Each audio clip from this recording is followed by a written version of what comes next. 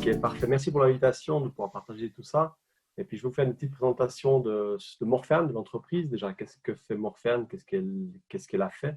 Et puis aussi de pourquoi un ERP pour Morphean et quels ont été les challenges pour la mise en œuvre d'un tel outil SI qui est effectivement indispensable. Donc, pour commencer, peut-être Morphean, c'est une jeune entreprise. C'est plus une start-up, c'est considéré comme une scale-up. Donc, c'est la phase entre la PME qui est établie et puis la phase start-up. Donc, on est en phase de croissance dans toute l'Europe, avec un système qui, nous, on amène la digitalisation dans un marché de la sécurité qui était des plus conservateurs et récalcitrants à la digitalisation. Et puis là, je pense qu'avec ce qu'il aurait tombé sur le coin de la figure, ils sont vachement plus enclins à considérer les notions de managed service dans le cloud et puis de comment ils pourraient améliorer leurs prestations et leurs solutions grâce à ce genre de solutions. Mais on ne fait pas que de proposer de la digitalisation, on est forcément aussi des consommateurs de digitalisation. Et puis là, dans une phase de scale-up, la notion d'un ERP s'est imposée. Je l'expliquerai plus en détail après. Euh, Peut-être pour commencer, quelques mots sur Morphean. Voilà, donc Morphean, c'est une société qui offre des prestations de VSaaS, donc c'est de la vidéosurveillance as a service dans le cloud. Donc on offre des services managés, donc c'est une forme de technologie que nos partenaires intègrent dans leurs produits de prestations et qu'ils revendent ensuite à leur clientèle. Donc on parle d'un modèle B2B dans lequel on intègre plutôt des notions technologiques qui sont revendues. Donc on s'inscrit dans un modèle B2B to be parce que nos clients vendent à des clients, on n'est pas du tout dans un marché de particuliers. Et là, on adresse deux marchés précisément. On adresse d'abord la sécurité et ensuite, par effet de ricochet, on a commencé à adresser le retail, ce qu'on appelle retail, donc point of sales ou point of services, qui se trouve dans les magasins, les chaînes de magasins pur et dur et qui se trouve aussi dans tout ce qui est assurance, ce qui est banque. Donc, dès que vous avez une succursale qui a un point of sales ou point of service, notre technologie, elle s'impose avec nos partenaires. Donc, on vend aujourd'hui dans toute l'Europe avec une centaine de partenaires qui s'étendent de la Scandinavie jusqu'à l'Europe du Sud. Et on est vraiment axé sur l'Europe. Donc, l'écosystème de Morphean se base sur cette liste de 6 composants. D'abord, on vient de la vidéo, donc on utilise des caméras intelligentes. On utilise différents moyens d'accès pour gérer l'accès en termes de sécurité. Et on utilise aussi toute une panoplie de devices IoT pour enrichir les données qu'on peut récolter des systèmes sur les point of sales plus spécifiquement.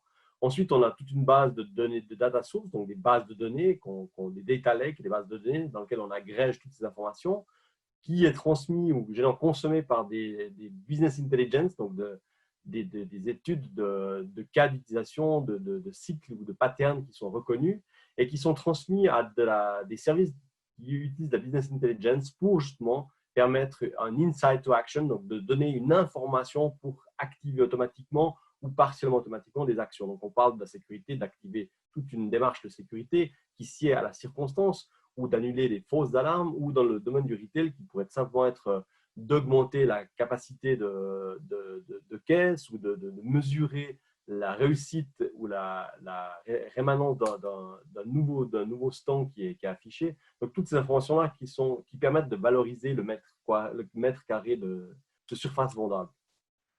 Donc là, ce qu'on propose, c'est d'abord des connexions sécurisées avec toute une panoplie de sensors sur lesquels on récolte des informations qui nous permettent de faire de l'analyse et d'automatiser des réponses et des actions. Et puis, ça permet à nos compagnies et nos clients d'être plus performants dans leurs opérations quotidiennes. Là, vous avez une vue plus technique. Vu qu'on est dans une école d'ingénieur, j'ai pensé que ça ferait du sens d'arriver avec un schéma plus technique. Donc, on voit à gauche tous les devices qui nous permettent de récolter des informations. Donc, tous ces devices sont connectés via Internet à nos différents clouds qui se répartissent sur 5 sites en Europe.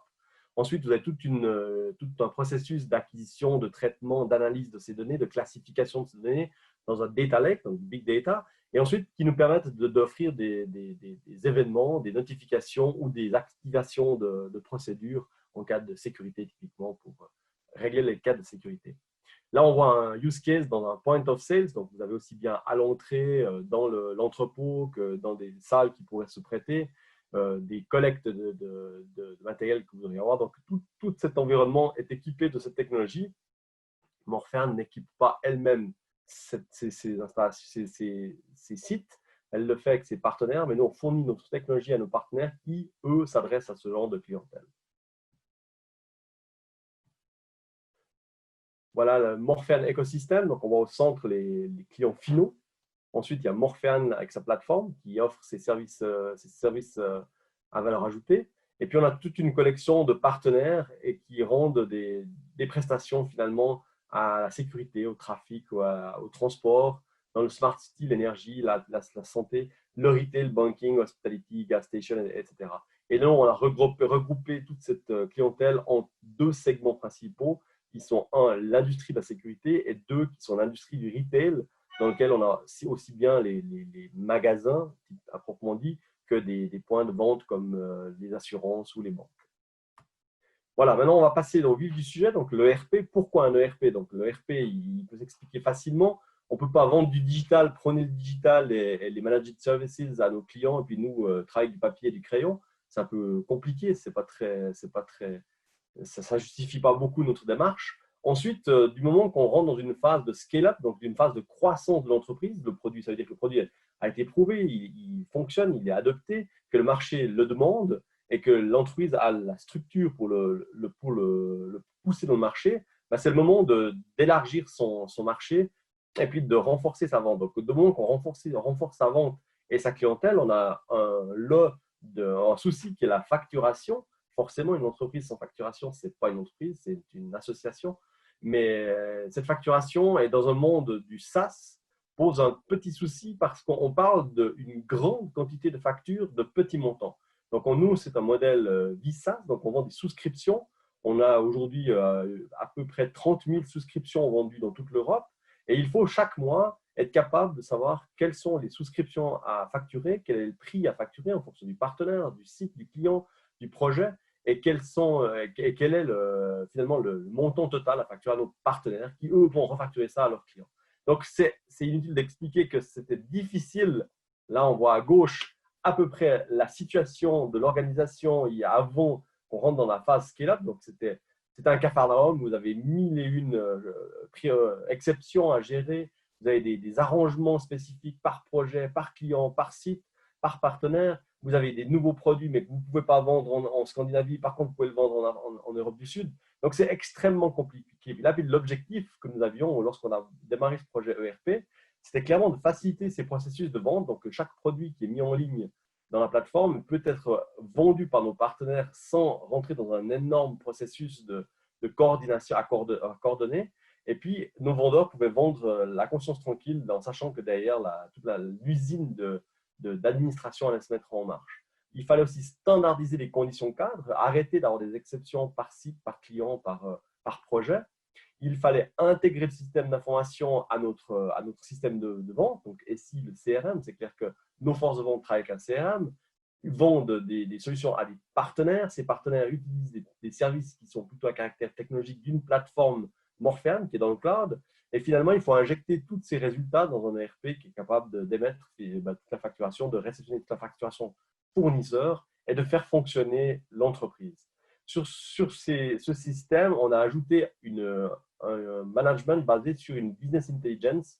Forcément, à ce stade d'évolution, il faut commencer à manager votre entreprise avec des KPI qui ne sont pas farfelus, des KPI qui sont connus du domaine du SaaS.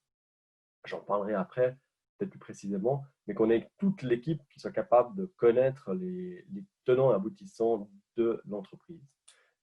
Quatrième point, supporter la croissance d'entreprise. Ben forcément, on a un nombre de clients qui explose, on a un produit qui grandit chaque mois avec des nouvelles prestations. On ne peut pas à chaque fois relancer une campagne de vente, on aimerait juste enrichir le portefeuille de nos partenaires.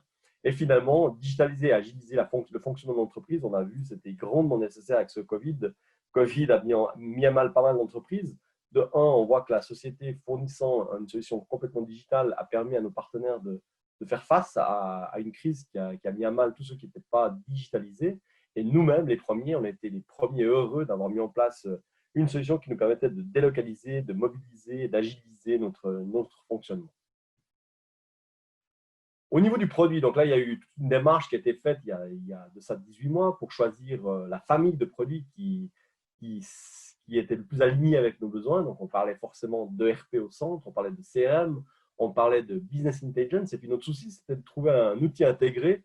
On voulait forcément s'écarter de tout ce qui était développement à façon. On voulait éviter des intégrations à façon qui allaient rendre notre vie beaucoup plus compliquée. Donc là, on s'est orienté vers une solution Microsoft Dynamics. Je ne fais pas du tout de publicité pour Microsoft, mais c'est une famille de produits qui est elle-même une composition de plusieurs produits qui ont été rachetés, qui a fait du sens parce qu'on arrivait à créer une vision à 365 degrés de l'entreprise en termes de SI.